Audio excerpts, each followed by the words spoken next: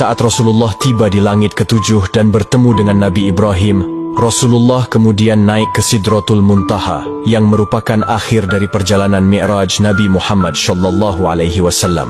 Namun, perjalanan Rasulullah naik ke Sidratul Muntaha tidak ditemani malaikat Jibril.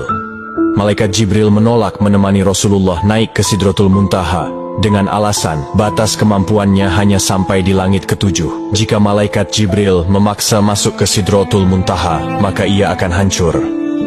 Saat Rasulullah SAW sampai di Sidratul Muntaha, dalam kebingungannya bagaimana mengucap salam, Allah Subhanahu wa Ta'ala memberinya wahyu kepada beliau berupa ucapan salam kepadanya. Kemudian Rasulullah SAW mengucapkan salam dengan kalimat At-tahiyyatul mubarakatush salawatuth thoyyibatu lillah. Salam sejahtera yang penuh barokah dan salam sejahtera yang amat baik adalah milik Allah Ta'ala.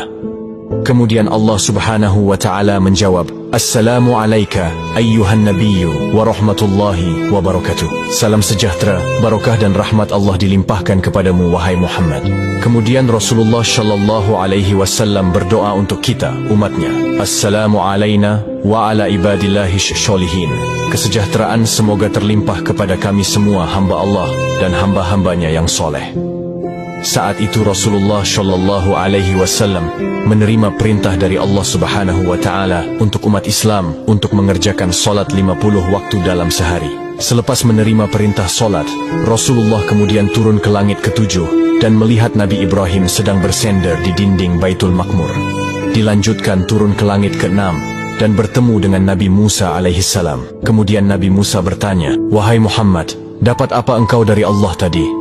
Rasulullah menjawab, Aku mendapatkan perintah dari Allah untuk melaksanakan solat 50 waktu dalam sehari.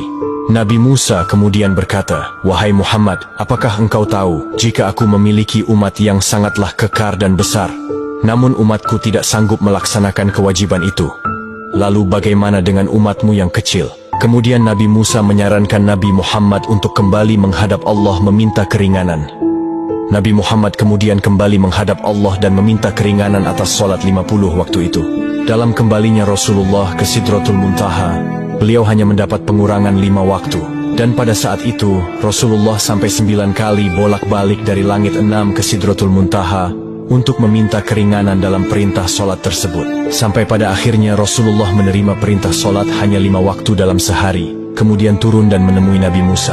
Dan saat itu juga Nabi Musa kembali menyarankan Rasulullah untuk kembali menghadap Allah meminta keringanan lagi. Namun Rasulullah enggan melakukan itu karena malu kepada Allah yang sudah 9 kali bolak-balik meminta keringanan. Dengan senyumnya Rasulullah berkata, Aku sudah diberikan oleh Allah yang paling pokok 5 waktu, dan Allah telah menetapkan untuk setiap satu waktu itu bernilai 10 waktu. Di tanggal 27 Rajab ini, di mana malam itu Rasulullah SAW mendapatkan hadiah dari Allah untuk umatnya berupa solat wajib 5 waktu. Maka dari itu sahabat yang dirahmati Allah, jangan pernah mengabaikan hadiah dari Allah ini, yaitu solat. Karena solat adalah tiang agama, maka siapa yang mendirikan solat, berarti ia menegakkan sendi-sendi agama. Dan siapa yang meninggalkan solat, berarti ia telah meruntuhkan sendi-sendi agama.